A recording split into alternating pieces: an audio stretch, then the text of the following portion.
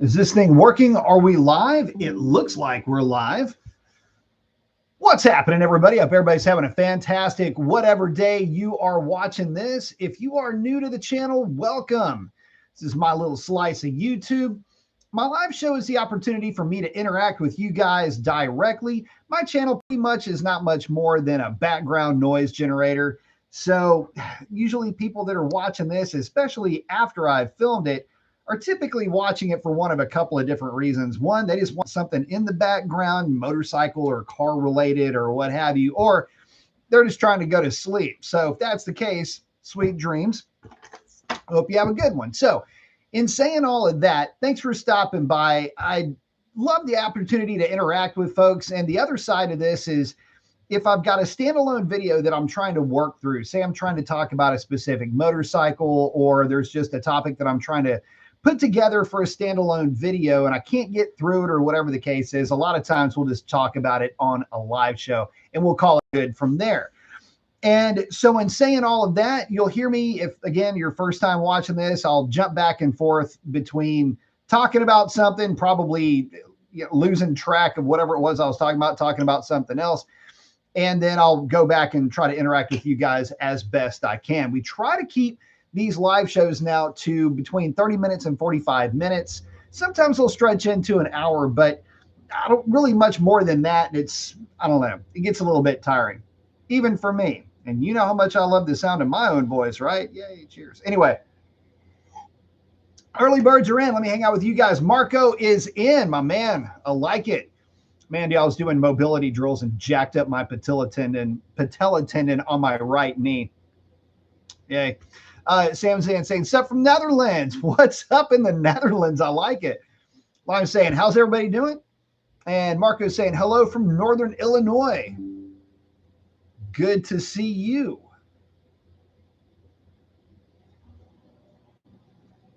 Marco's saying, thinking about buying a 2026 C8 Stingray. Good car. You know, I tell you what, a way better car than I think what a lot of folks would give it credit for. Based on the spec sheet, but the folks that I know of that own it like it a lot. And I'll even take that a step further.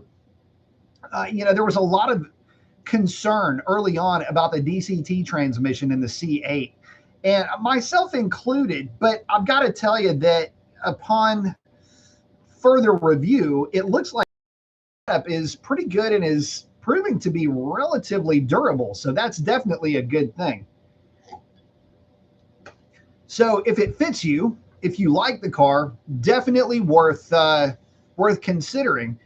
And I know there's a lot of things you can do to them to make them faster and all of that. My thing with the C8, set it up, good set of wheels and tires, at least a good set of tires. And you'll have a car that's very capable, very fun, make it sound good, but I really wouldn't go too crazy with it. Again, it's just a very fun car to drive, and it's really unique with that DCT. So there's that. Sam's not wanting any sports car newer than 1990. I tell you what, good luck finding one that's in decent shape. So I've been looking around, kind of poking and prodding and see what I could find as far as like a project car outside of Foxy. A little bit on the fence as far as what I'm going to end up doing with that car. And I got to tell you, every time I try to find something cool that is from, say, the mid 70s forward, the juice just ain't worth the squeeze, boys. I mean, look, there's a couple of cars. Y'all know I've got a really weird fetish for like Mark III Lincolns. And they're dirt cheap for a lot of good reasons. And one of the good reasons is that parts are kind of hard to find and you're going to be replacing all of them. Just know that coming into it. And it's another one of those type of things where you start getting too old in terms of cars. You start to find that they weren't all that powerful, and they also were not all that capable. One of the issues that I've found with older cars with like 3-speed transmissions, 4-speed manuals with no overdrive is that they struggle to keep up on the street with cars with like gearing. Like you get a Mustang with 373 gears, you've got to have an overdrive. I mean, Foxy Fox Body Mustang 5-speed does have overdrive, but 373 gears are a little bit of a stretch for that thing. So again, you start thinking of it in those types of terms. Some of the older stuff, it's like a nice suit, but it's a suit from a bygone era. And unfortunately, as great as those cars can be, it ends up being way too much of a stretch to get them where you would want it to be. Sam's like, in the 944s, I knew a guy that was big into 944s when I was a kid. Itches in. What's up, man? And you can LS swap them. Hey, man, y'all know me and Starions. Just cannonball style on an LS swap 944 Starion. That would be pretty sick. But there's other cars too. Anything, honestly, look, for the older stuff, I do more prefer the 4-cylinder turbos over some of the V8 offerings, mainly because they're just a little bit more interesting to me. And there are some significant limitations when you start getting into like Fox bodies, for example. Yeah, they're cheap to make go fast and all this other stuff. But the problem is that fast circa 1990 is not fast circa 2025. Let me give you a perfect example of that. I recently put out a draggy video on my Ram 1500, and this will serve as a very sobering reminder of how far we've come. My 2025 Ram 1500 is, I don't even know how heavy the thing is, but it ain't light. I haven't weighed it yet, but it's 6-cylinder, twin turbo, 355 gears, crew cab, leather interior, no weight reduction at all. Still has the jack, still has the spare tire. It's got the rubber floor mats in it. And with 3/4 of a tank of gas, and we're talking 3/4 of 33-gallon gas tank worth of gas, in some funky conditions, kind of swampy. It was 78, just shy of 80 degrees, but just real sticky. The thing went 1370 something at just about 98 miles an hour. And these engines are known to go into component protection at about the 1,000-foot mark. So it is a 0 to 60 in 5.3 seconds. Look, the list goes on and on. I'm only saying that to illustrate a point. Those quarter-mile times are 100% falling into the specialty sports car range from back in 1990. You'd have to put heads, at least heads in an intake, maybe not a cam swap, 1.7 roller rockers on a 5.0, and put it on a sticky tire to even get close to being consistent with a high 13-second pass. That's just the way that it is. And it's creepy how fast these modern vehicles are. So, for me, I get it. I understand that a lot of guys, you start to see really more as far as what these vehicles are capable of and the modern vehicles, and it makes the older cars, especially now, maybe not 10 years ago, but especially now. And even my Vipers, they were all Gen 2 Vipers. Look, the quickest I ever ran on stock tires with any of the Vipers was 1170. And that was at 121 miles an hour. Now, yeah, I had to nurse the thing out of the hole, but yeah, that was like a really fast car back then. And now a mid 11s is, 1170 is what a Scat Pack will run on a good tire on a good day at the track. So it's crazy when you think about it. So yeah, that's one of the reasons why I don't really get all worked up about the older hot rods, the older cars. I grew up around them. I've seen them go down the drag strip. I know that they're just gorgeous to look at, but when it comes to actual execution of performance, not really my cuppa. Oh yeah, Sam saying he was told to stay away from the 928s. I like the look of a 928, but a lot of folks would say the same to you. And yeah, 944s have always been a ton of fun. But in saying all of that, what's the latest? Okay, so obviously a lot to talk about, at least in terms of truck stuff. I put the MaxTrax lowering springs on the Ram 1500 on Pearl, and it's funny as hell, man. I don't really ever so folks will say, well, what was the drop? How much did it drop it? What's the stance like, and all this other stuff. And I learned a long time ago, I don't do before and after measurements, although I did in this case, because every, and I mean every single one of the vehicles that I've ever owned that I've done spring swaps on or anything like that, there's always inconsistencies. One side's always going to be lower than the other by what looks like a significant amount on a tape measure. Ends up, you put a level on the thing and it's practically level, even though it's a half an inch off on either side. I can tell you that in perfect form, my Ram is higher on the passenger side than it is on the driver's side. Most of that has to do with the fact that I've got a 33-gallon gas tank with about 200 pounds worth of fuel and at least 100 pounds worth of fuel in it at any given time. So, yep, the whole left side of the truck sits about half an inch lower. You can't tell by looking at it, and I don't care. So, for those that are super OCD about how perfectly level something is, unless you have a sheet of glass or a sheet of steel that you can roll that vehicle onto, you're never going to have an actual accurate measurement because your suspension is doing different things because the surface is probably not perfectly flat anyway. So I don't even bother with it. But it does sit a lot more level, and I like the way that it looks. Next up for that truck, I'm pulling the intake tube out of it. I'm going to put just a piece of 4-inch carbon fiber with a couple of couplers on there, and it's going to clean up the look underneath the hood. God, I should have written down the guy that gave me the tip on that too. Hey, if you're watching this, I appreciate the tip on this. But I am going to do that, and it is going to make that thing a lot, I think, a lot more fun, only because you'll be able to hear the turbo spool up. And for you guys that are on right now, how are we doing on the feed? Let me know how the feed is coming through. This is one thing I do have to do regularly is check and make sure that our feed is working because of reasons. We've got a strong signal too. It's just sometimes things get weird. Lime saying it looks good. Beautiful.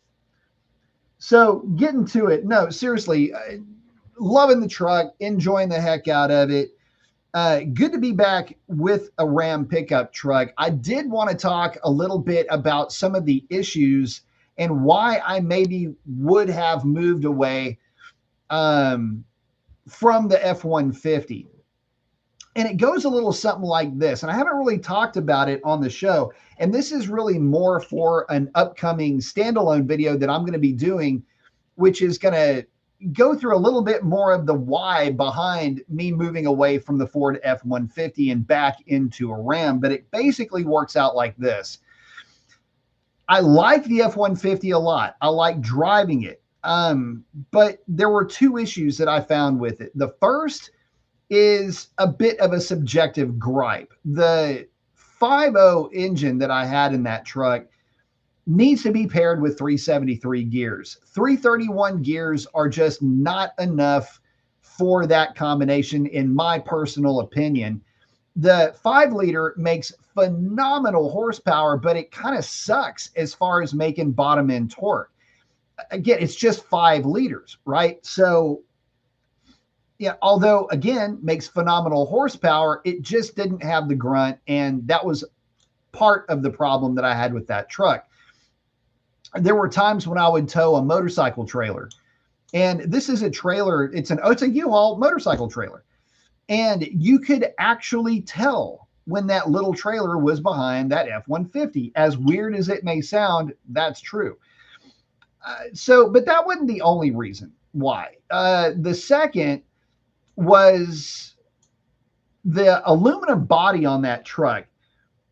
It was kind of weird. It really felt kind of thin to me. There were times where I almost felt like if I leaned up against the thing, I was going to dent it. And I know that that's not necessarily truthfully the case, but it just didn't feel as solid as any of the steel trucks that I had driven. This includes Chevrolet, Ram, Toyota. They all felt just a bit more of a solid thing to ride in. And there's a perception of safety that can come along with that. So if I were building a hot rod, yeah, I'd go single cab short bed Ford all day long and enjoy the process of having that truck. But to go with any other brand for any other reason outside of that just didn't make a whole lot of sense. And to compare the way that the two trucks drive, the Ram versus the Coyote powered Ford, it's just not a fair comparison. It's like you're trying to compare the EcoBoost 3.5 to the 5.0. They make power completely differently. And so this is something that I also wanted to do. I wanted to talk about the standard output and how the standard output compares to like the 3.5 EcoBoost. And it's kind of an interesting comparison, but I'll get to that here. If we talk about it on the live, we'll end up talking about it, but that's another topic for a standalone video that I've been trying to figure out how I'm going to work in. Basically the gist of it is that the 3.5 is a lot more aggressive with how it makes torque, but it also feels like it hemorrhages horsepower. So the 3.5, you get this initial real strong hit of torque, stronger than the standard output inline six, but then the power just isn't there afterwards. And it feels very much like a very stereotypical diesel to drive. So if you're into that, that's the motor for you. For me, I think the standard output is really good all the way around. It's a good compromise between a lot of torque when you want it, but it also has the horsepower to carry RPM out the back door. And I think that's the better, I think, of the two engines, in my opinion. It also feels like the inline six is a lot smoother. Sam's rental is that 1 liter Hyundai. Ugh.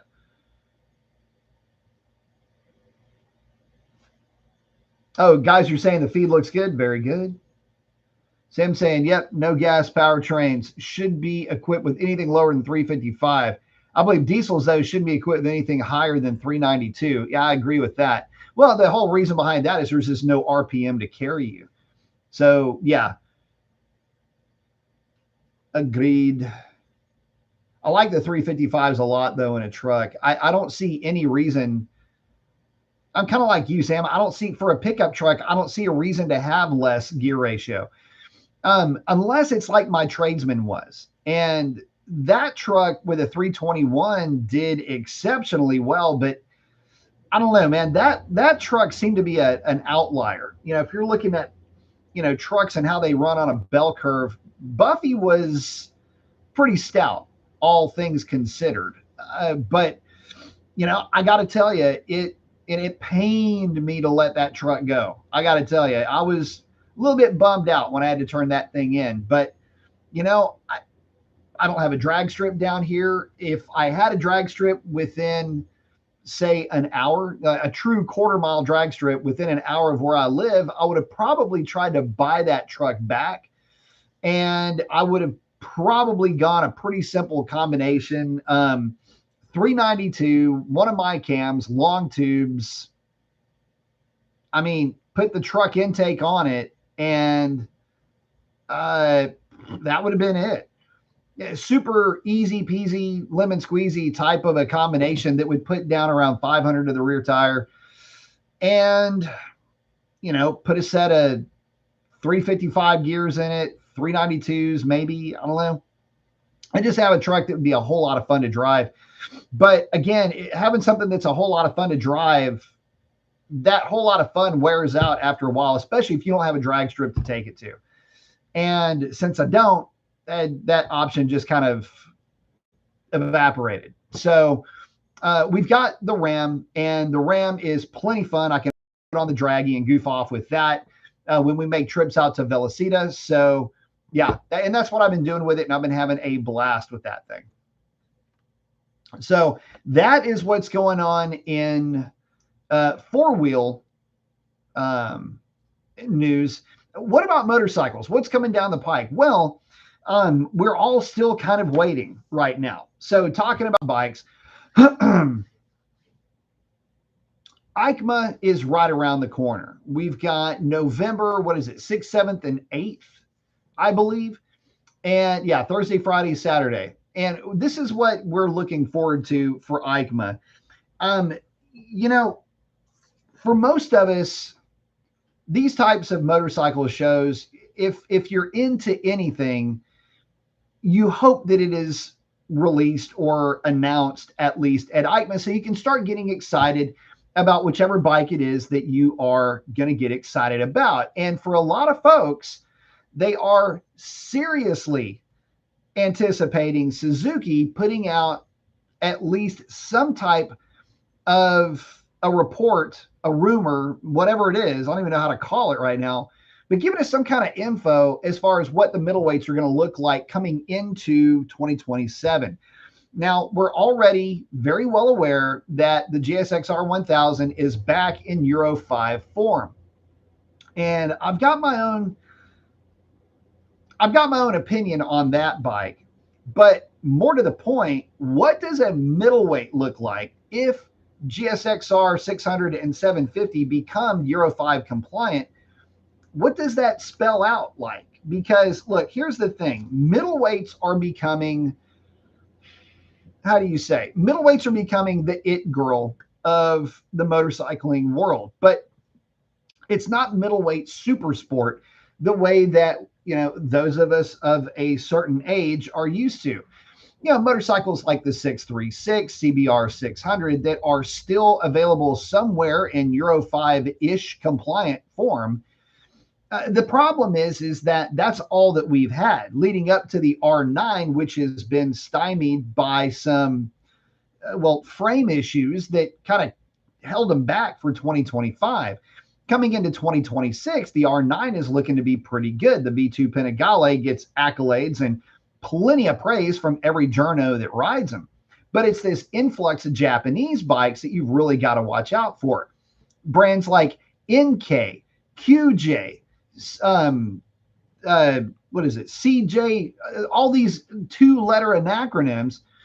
All of these things are, or all these bikes, I should say, are really good, at least by all accounts. And if they ever make it to the States and they're not solely based in the Asian markets, there's some bikes that are going to be potentially nipping at the heels of some of these Japanese bikes. CF Moto is a properly good example of how to put together a motorcycle that consumers want to buy. Look, CF Moto's 675 is a hell of a motorcycle. The 750 is on its way. And for a lot of folks, motorcycles like that represent what they're looking for. Not overpowered, but laden with a lot of technology that has so far proven itself to not suck. I think there's a lot of purists out there that will say, well, a TFT screen is going to fail, all the while relying heavily on the LCD screen or whatever kind of screen it is on your cellular device. Same goes for your laptop. There's also a lot of folks out there that would complain that all of this technology makes the bike more complex, when the reality is actually not exactly what you might think. You know, all of these technologies can fail, and some of them fail more than others. But I do have to admit that for the most part, the components that make up these technologies are extremely robust. Matter of fact, modern cars rely on these technologies to go hundreds upon hundreds of thousands of miles and survive for decades in all different kinds of climates. So say what you will and believe what you might, but I got to tell you, the days of just buying a motorcycle that only has, you know, a throttle, a clutch, some brakes, some clocks, and a gas tank, those days have been over a long time ago. And so because the technology is so reliable as it is today, it's getting cheaper as well. You know, TFT screens are basically considered to be standard and mandatory for a lot of folks. Manufacturers like Suzuki, we talked about the GSX-R 1000 coming into the market, that still has an LCD screen. That hasn't changed in 10 years. How many decades is it going to take for Suzuki to put the LCD screen, or TFT screen, I should say, off the GSX-8R onto the GSX-R 1000? There's a lot you can do with that. And you would have thought that that technology would have been part of the electronic suite for 2026, and it's not. And there's nothing wrong with that. I mean, LCD screens are great, but again, in a market that is more and more demanding of technology, it is certainly looked upon more as a demerit if you don't have it than if you do. So at any rate, these Japanese bikes are coming to the table with some really good products, but they're just going to be a little bit behind when it comes to going up against the Chinese variants of the same motorcycles that the Japanese brands have made their own for so long. And realistically speaking, well, how many European bikes are out there that are in that super sport class of bike? And not that many. And when we looked at that super sport class last time, QJ had just gotten a motorcycle homologated. Their 800 SSR, SS, whatever it is. Anyway, they just got that bike homologated. And by all accounts, it's actually okay. And all of them fit into that mold. They're all pretty good. See, the problem is that they're all really good. But when everything is really good, then really good becomes the standard, and then really good becomes average. So I guess now you could say they're all really average, which is to say they're freaking amazing by standards that, are not that long ago. And check back in with you guys. Oh, Sam's missing the Florida 2K. Man, I can't even get into 2K stuff anymore. I hate to say it. I'm just not really a player at that anymore.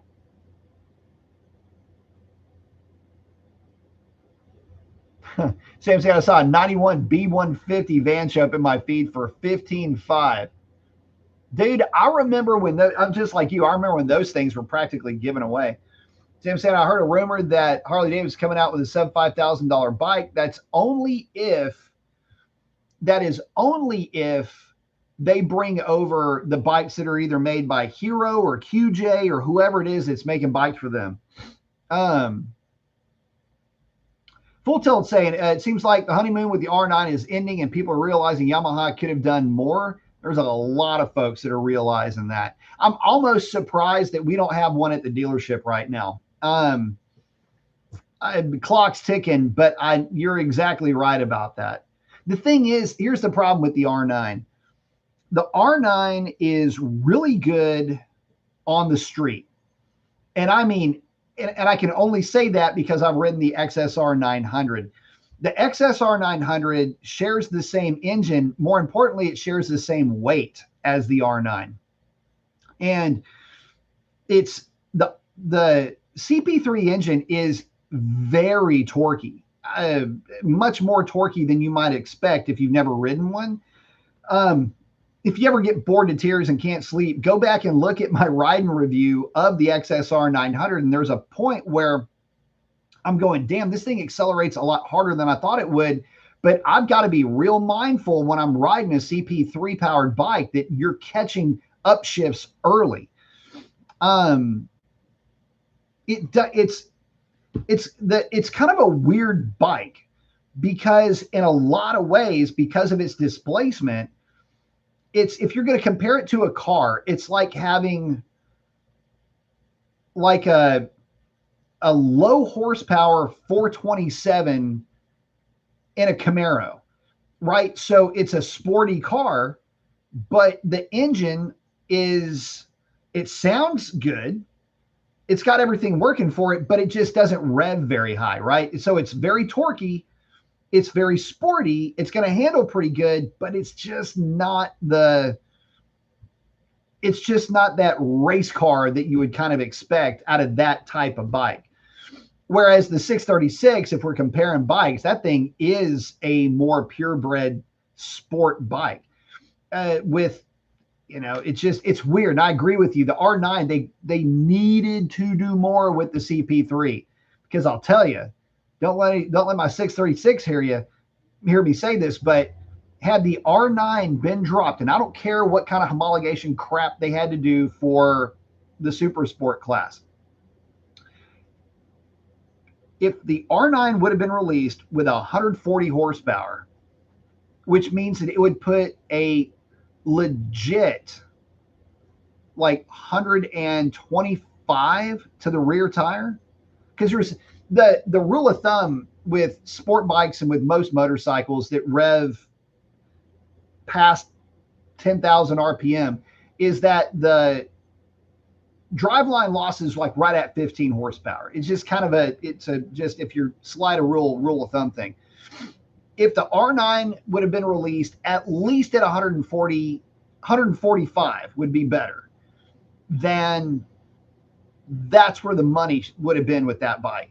And I would have absolutely been on a wait list for one. But as it sits, it doesn't. And, here we are. I've ridden, in essence, both bikes. And also, don't forget, I've got my Daytona, which is a 1998 Triumph Daytona, which is 955 cc's, red lines at 10.5, makes very similar power and very similar torque to the R9. It's just a little bit heavier, but it's in essence like riding the same bike. And anytime I want to ride an R9, I've got a great stand-in for that, and great on the street. Eerily satisfying to ride, fun bike to ride, but it just doesn't have that sportiness about it. Asking if Full Tilt's asking if I've ridden a Super Duke. No, and the one that I was going to ride sold, so I didn't get a chance to ride it. Full Tilt saying, I agree. If Yamaha changed the engine a bit more for high revs, they could have got 25 to 3,500 more for the bike. I agree with that. I'll tell you something else I would have liked to see them do, and this would require, though, a bit. It's too much to ask, honestly, for Yamaha to do this. But and realistically, I mean, the bike does have an added tag attached to it right now, and it's marching at about $3,000 more than a 636. So it's not an inconsiderate. I mean, it's not a small amount more than its super sport, its traditional super sport contemporary. And it's not an insignificant, is what I was trying to say, number in terms of percentages more expensive. I think for the same money, what could have been done is this. I think for the same money, Yamaha could have put different camshafts in it and gotten that bike to pass emissions.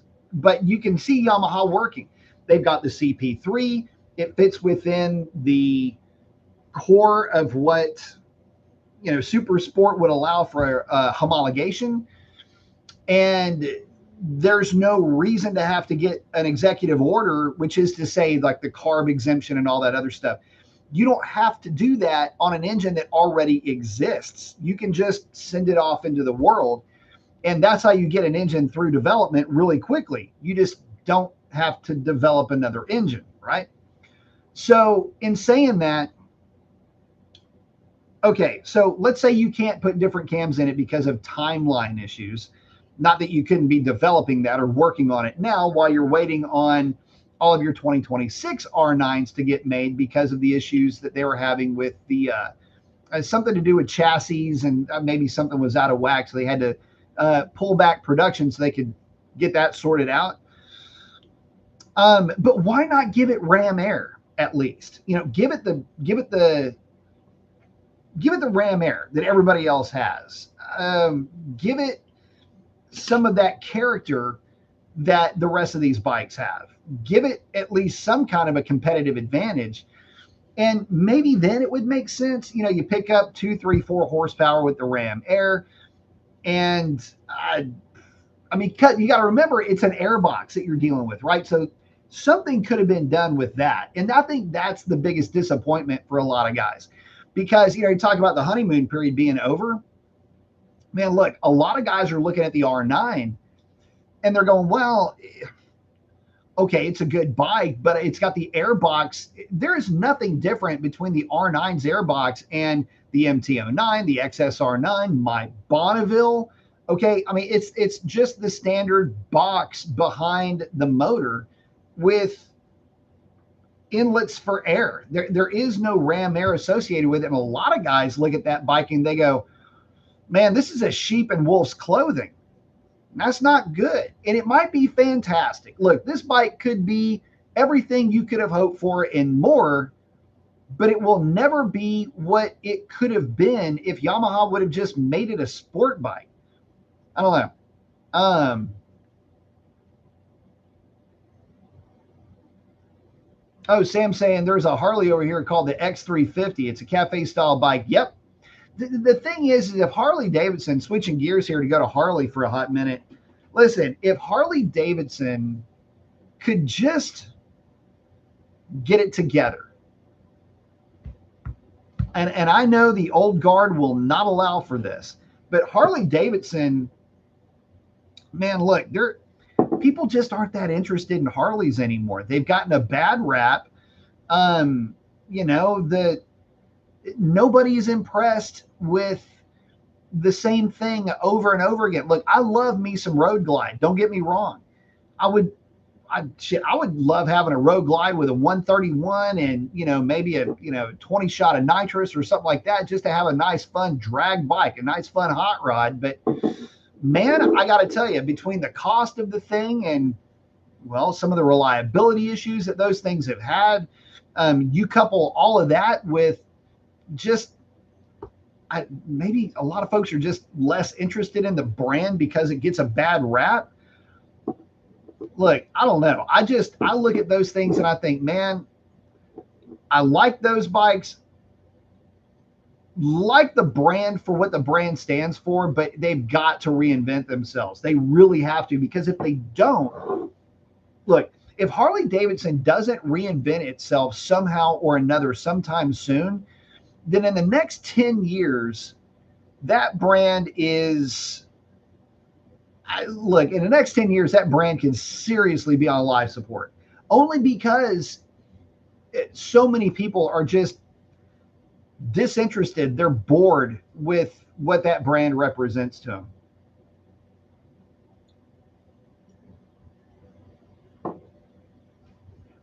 Oh, Full Tilt, great question. What all maintenance you do before the 600-mile service on a new bike, chain adjustments, etc.? I do a lot. So, let's start from the back of the bike, from the ground up. Monitor your tire pressure. This is a big one. So make sure that you're keeping up with tire pressure and making sure you don't have one that's losing air more than another, whatever. It's just one of those things where you always need to be monitoring tire pressure. But in the first 600 miles, it always seems like there's something going on with tires with me. And if you haven't been around the channel for that long, it seems like I've gotten a flat within the first 600 to 1,000 miles of the last couple of bikes that I've had. So check in on that. The second thing is, yes, chain adjustments. When you get a brand new motorcycle, that chain and the sprockets, everything is still wearing in. My advice there is to keep the chain clean, keep it lubricated, and every tank of gas, check it. More than likely, you're going to go through probably 2, if not 3 chain adjustments before you get much past your 600-mile marker. The bigger the displacement bike, like GSX-R 1000, CBR 1000, etc., you're going to go through possibly more. My 636, I think I went through 2. The GSX-R 1000, I went through 3 or 4, and the Kawasaki, the 900 RS Cafe, I was constantly changing or adjusting the chain on that thing. So there's that. Outside of that, I will do an oil flush between 250 and 300 miles. I don't change the filter. I just flush the oil and I'll replace it with regular dyno oil. I don't go with the synthetic at this stage. And the reason for that, I want to keep up with the break-in procedure with the bike. And dyno oil, it's great if you're changing it a lot, but the reality is that it's just not quite, it doesn't have the lubricity that the synthetics do. So at, again, between 250 and 300 miles, I'll dump the crankcase and refill with dyno oil. At 600 miles, it will get a full oil change with full synthetic. And in the process of all, with an oil filter, and in the process of all of that, just keep this in mind. The break-in procedure. The break-in procedure is not just for the engine. It's for a lot of things. It's for the tires. It's for the brakes. So you're going to be adjusting clutch levers and maybe brake lever a little bit, but you're definitely going to be playing with the clutch lever, making sure it's within an acceptable range. Never, ever go too tight with your clutch lever adjustment. A lot of guys do that, and that is how you cook a clutch pretty quickly. Give it that, 6 or 8 millimeters of play when you're at full lock to the left, which is usually where it's going to have the most tension on the cable. You want to still have play when you're at full lock on the left when the bike is hot. That's when everything swells up in there, and you want to make sure that you're not too tight with your clutch adjustment. But anyway, getting back to it, this is all stuff that happens within the first 600 miles that you're going to be doing more of, but you're still going to be monitoring as you own the bike. The other thing that first 600 miles is for you, the rider. So do your drills. Go back, take a look at some of the riding drills that I've given, some of the parking lot drills. Get used to the bike. Obviously, the mechanical stuff you need to stay on top of, but it's that organic bit that's the most important. And so get used to the feel of the brakes.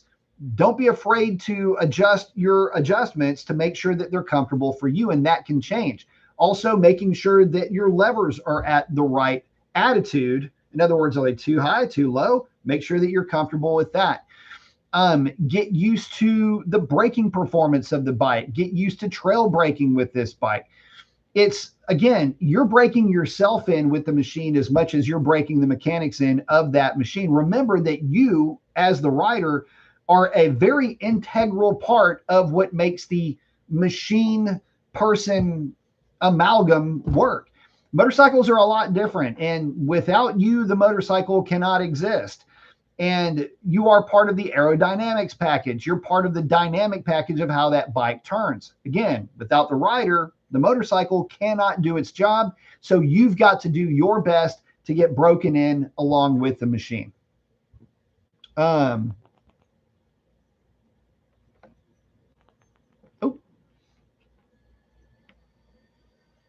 hold on a second. I don't know what I just did there. Sam saying Harley's seen as a band of gangs and yuppies. The problem is there's a lot of, it's not even that. It's a lot of guys that think that when they get on a motorcycle that somehow or another now they're a badass or some shit. That's how wannabe tough guys, that's how civilians get you find yourself in a world of shit as a civilian trying to act like that. Sam saying if Harley bring the X line in, they would definitely sell to younger demographic. I 100% agree with you. That Harley's got to start selling to a younger demographic. They got to get somebody in the door, because what were we just talking about? We got QJ, CF Moto. We've got, damn, man, I can't even remember them all. There's so many Chinese manufacturers making some really good motorcycles right now that these young guys are really going after. And okay, on a recent ride, I say recent, it's been about a month ago, we stopped, pulled over, grabbing a bite to eat, and a family pulls up on their bikes. It's clearly Everybody was related, family riding together. It's a beautiful thing. Very happy to see it. The old man's on a Harley Davidson.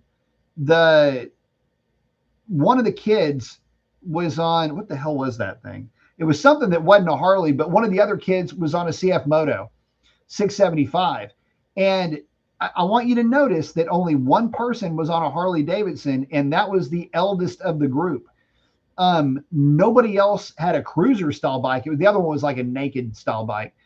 And the boy was on a CF Moto. That kid would have probably been on a Harley if he could afford one. So anyway, Full Tilt saying my GSXR 750 feels like the chain is getting loose after 200 miles. It probably is. The suspension feels slightly soft or loose, and I want to stiffen it a bit, but I'm 215 pounds. We're both the same weight. Or close to it. I'm not that far off from where I'm 207 right now. And I'll be weighing in here pretty shortly in about 7 minutes. So I got to start getting to the bottom of this live show. But okay, so it's not uncommon. For the first, again, like I was saying, 600 or 800 miles, you're going to be doing chain adjustments fairly regularly. Now, for me, my GSXR 750, I didn't even touch it in terms of sag settings or hydraulic settings. When I measured it at the dealership, I want to say the rear sag was like 30 and the front sag was 34, which, by the way, is, if you adjust a street bike to like 32 and 34, you're going to be real happy with it. I found that even through real fast twisties, 32, 34 is my go-to sag setting. Unless it's my 636 and I really can't get it there because of my weight, then in that case, I'm at 30. The hell am I at on that bike? 34 front, 33 rear, I think. I'd have to go back and look at my notes. In fact, I've got a whole cheat board right in front of where the bikes are. Anyway, works out great. Works out beautifully. Full Tilt's asking, what do you think your next bike will be? Great question. Very good question. So we were just talking about this today. Me and Orange Crush were kicking this around a little bit. And here's the thing, the 636, well, let's go down the stable. The Bonneville isn't going anywhere because I mean, honor bound and completely incapable of selling that bike. My wife would absolutely murk me if I sold the Bonneville. So Bonneville is staying, and my dad's bike is staying. That's the Daytona, although it may go into retirement here pretty soon. Okay, so where does that leave us? We've got GSXR 1000R, and we've got the 636. The 636 is not done by a long shot. It still needs the full exhaust to show up. M4 is going to get that to us probably within the next, 3 weeks. So full M4, it's got the TST Velocity stacks, which are right there. Those are the two-wheel Dynoworks Velocity stacks, and it's going to get a two-wheel Dynoworks tune. So that will wrap up my 636. And my GSXR 1000R is it's done. That is a wrap. And that bike is, I say it's done. I may end up re-gearing that bike. I may take, what the hell just flew up my face? I may end up taking some gear out of that bike. The 44 tooth, I say that.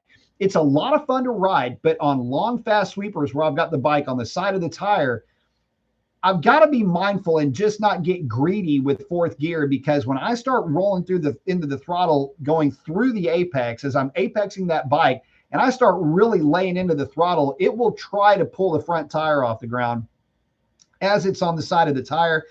And you'll start to get a little bit of a head shake out of it, which is fine. I expect that. It's kind of fun too. All bikes head shake, by the way.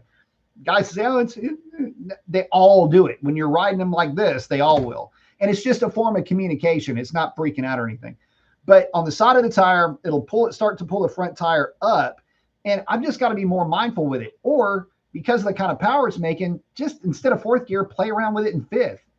You know, I'm not getting paid, you know, as fast as I'm riding. So, you know, just in switching to fifth isn't slowing down. It's just taking advantage of this really thick, meaty torque curve that bike has. So anyway, that's where we're at with the bikes. Now, the question was, what's my next bike going to be? I am kind of looking, but not exactly going out of my way to try to find, but I am currently looking for another GSXR 750. And what I would want to do potentially is just to find a project bike, something that it's in good shape, but let's say it's, you know, a little bit on the ratty side, no cracks in the frame or anything like that. And just basically start from scratch with it. All bearings be replaced, you know, maybe go with some different brakes. I don't know, or at least brake pads. But that would probably be the next bike that would be on the radar. It feels weird to not have a GSXR 750. And I really liked the ones that I've had. But I felt like I needed to go a little bit different route. That's why I went with the 636. And I'm glad that I did, but I can tell you this, the GSXR 750 has some advantages over the 636. The first advantage, better suspension, more traditional suspension. The SFF forks that are on the 636 are really good, provided that you are under about 170, 180 pounds. Whereas the BFF forks that are in the GSXR 750, they're just a more known quantity type of a component for me. And I like the spring rates better in the 750 as well. The other reason that I like it a little bit more is it does have a little bit better potential for power, but you also have to remember that it's not nearly aggressively geared as a 600 would be. So you get the advantage of having a little bit longer legs with that bike, and that's certainly a good thing as well. But outside of that, man, I can't say that there's any other bike that I'm super excited about except for one. And this is, I mean, look, I've got a hell of a middleweight with my 636. There is a bike. There's a couple of bikes that I'd be interested in. But for me, I don't know. They're more niche kind of bikes, and I don't know that anybody would be super interested in. The new Royal Enfield 750 Continental GT, that would be a pretty cool bike for me. But I just don't know what I would do with it. I mean, I've got my Bonneville, and if I want that kind of riding experience, I've got the Bonneville that I can ride, which is arguably the best of its kind in terms of a true retro throwback style motorcycle. Other bikes that would be cool as shit to do a build on would be like a 675.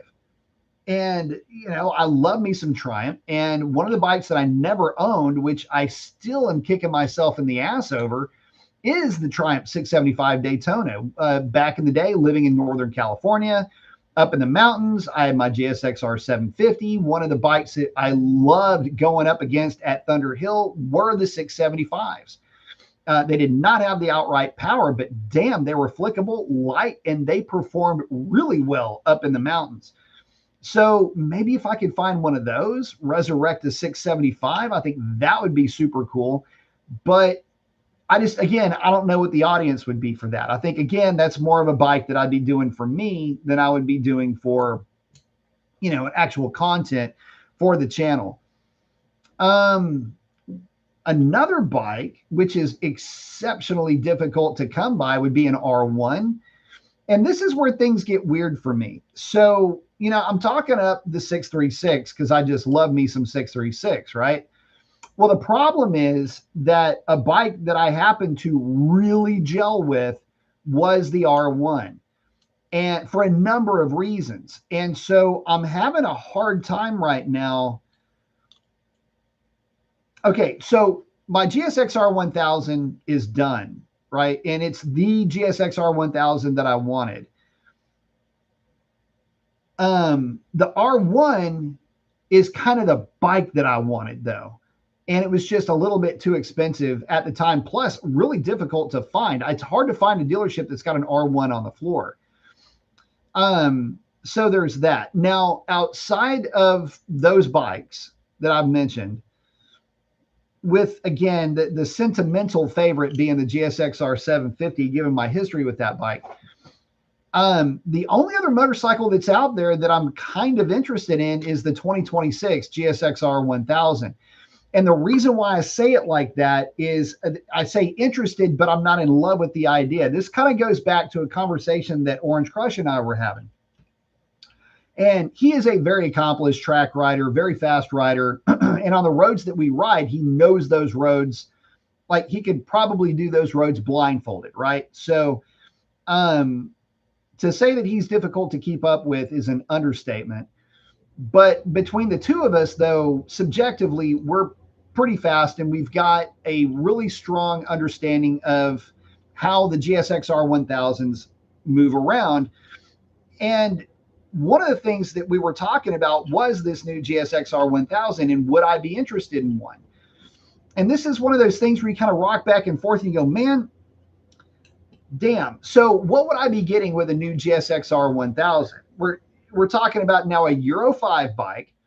And I understand there's a big misconception, by the way, because people will look at the higher compression, the bigger throttle bodies, the bigger exhaust valve, and you go, oh, that's going to make more horsepower. And it's like, guys, no, dude, listen, the reason why it doesn't necessarily mean it's going to make more horsepower is because of the cams.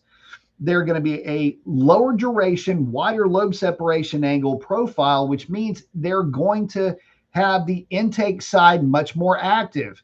The only way you can maintain airflow on a more active intake side is to make the throttle bodies bigger.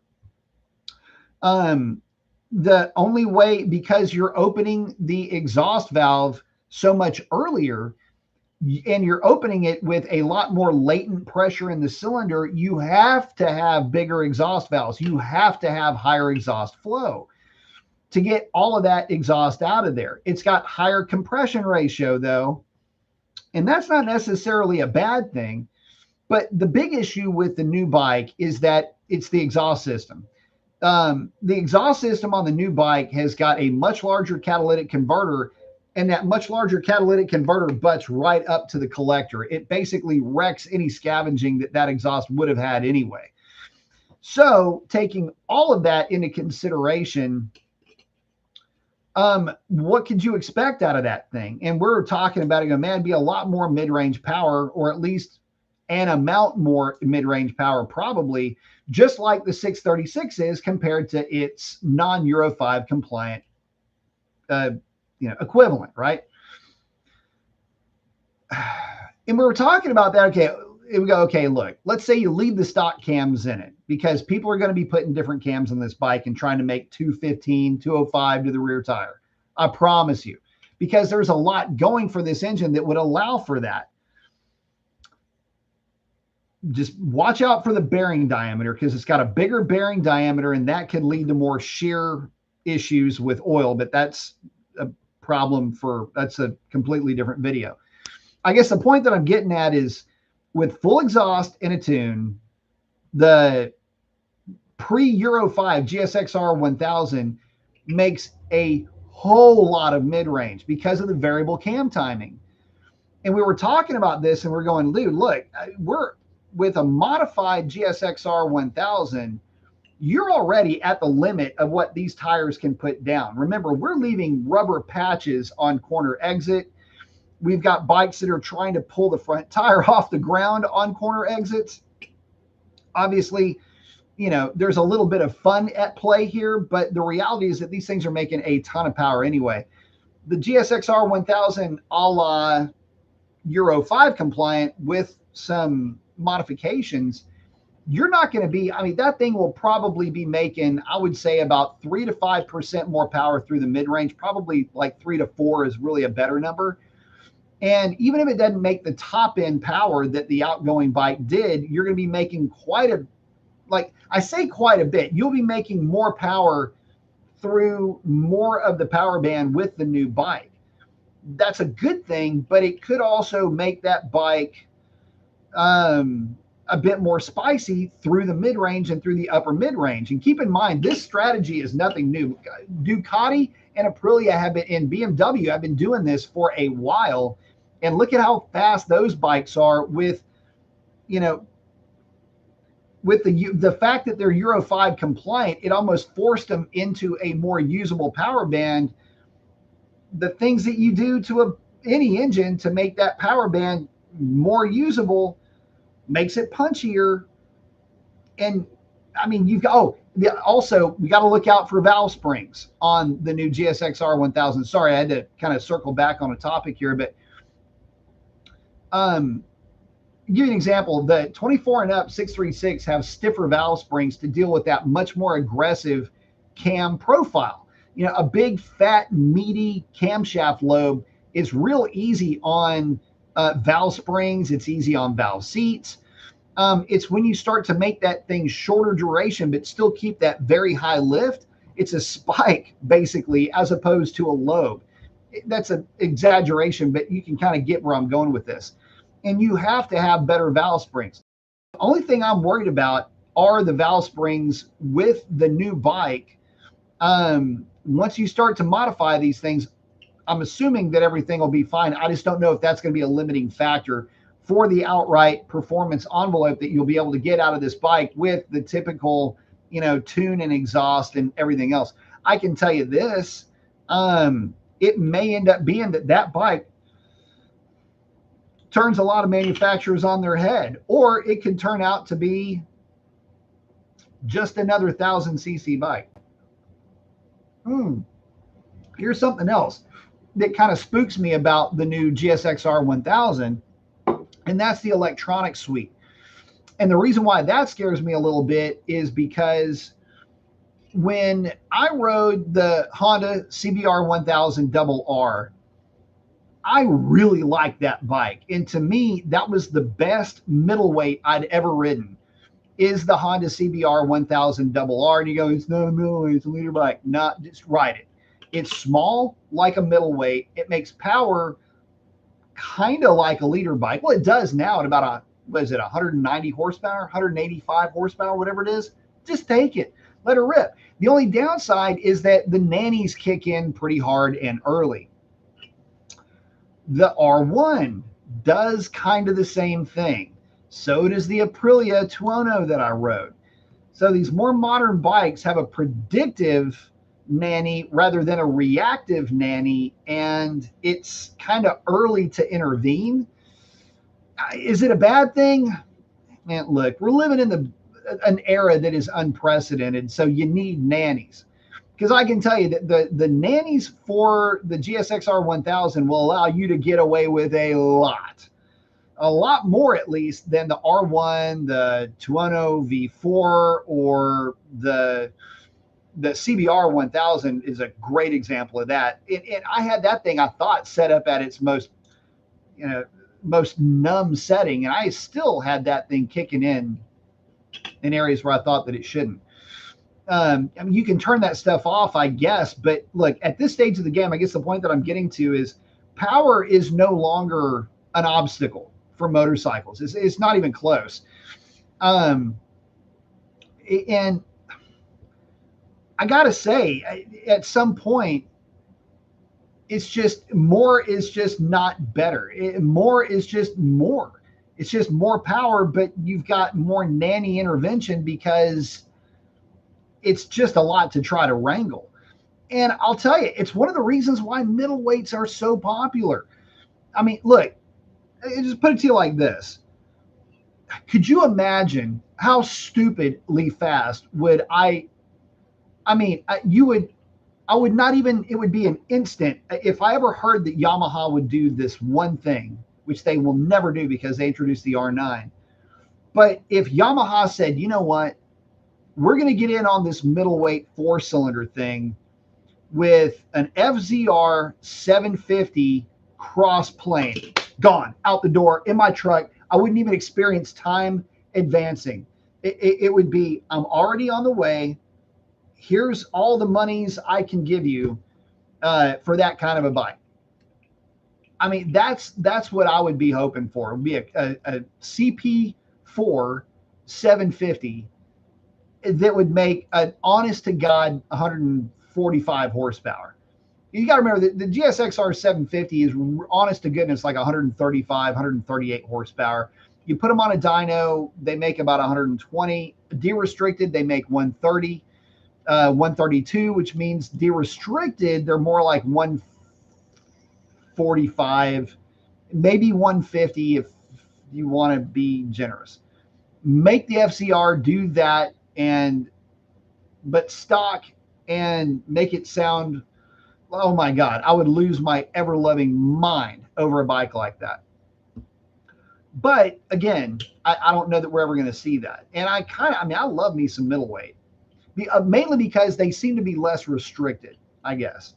So I don't even know where I was going with that. I kind of got sidetracked. But anyway, I think you get the idea. For me, it's really not a how do I say this?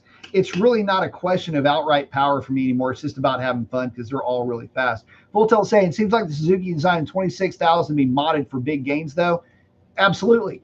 So I've talked to some guys that are in the know on that bike a little bit, and it's already been established that throwing a set of stock cams, like a set of stock pre-Euro 5, cams in that bike might be an immediate go-to modification.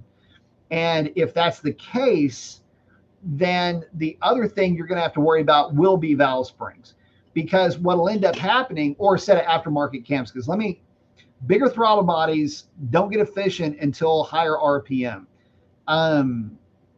Big exhaust valves are great, but they don't start being a benefit until higher RPM. High compression ratio is always a benefit, but you've got two things that are working for you in this engine that you almost have to have if you're going to have a bigger cam setup. That is the throttle body, that is the exhaust valve. And by the way, that compression ratio, yeah, count that in too, because you start putting aftermarket camshafts in this thing, more overlap kills dynamic compression, so you need extra compression ratio to make that work. You put a set of cams in this thing, and it could be the difference of, upwards of 10 horsepower between this bike and the outgoing bike. Now, what does that mean? Man, I don't even know. A lot to a drag racer, more to a roll racer than it would to be a guy that's just on the street banging twisties and doesn't really ever take your bike above, say, 170, 175 miles an hour. That's where that bike is going to start to shine, where the previous bike is just a hell of a bike already in general. Sam saying, nannies are good if you know how to use them. Nannies are good just in general, based on the kind of power that these bikes are making these days. It is just way more than what they used to make. Period. It used to be 165, 175 horsepower to the rear tire was like astronomical. Like, how could you imagine this much power out of and now, hell, Garden Variety piped and tuned GSXR 1000 puts down 180, 185 horsepower to the rear tire. And that's Suzuki horsepowers, which means that it's going to act like 190, 195 in some other bikes. That's just the way that Suzuki's work. It's just how this whole thing plays out. So anyway, lots of fun things to talk about, lots of speculation, a lot of cool bikes that we could maybe be looking to see coming out of EICMA here in, just the other side of a month. Fingers crossed that your favorite brands are going to release something that you love. I think a lot of folks are hoping that Suzuki does something with their middleweights, because as it sits, they're the only game in town that has bikes in the middleweight class that don't have a Euro 5 exposure. Kawasaki's got the 636, Honda's got the CBR 600, Yamaha has the R9.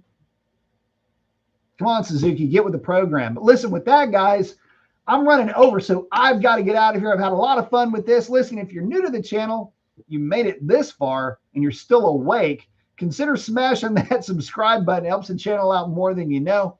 But with that, guys, I got to get out of here. Y'all have a great one. Hope to see you on the next one. Y'all take care.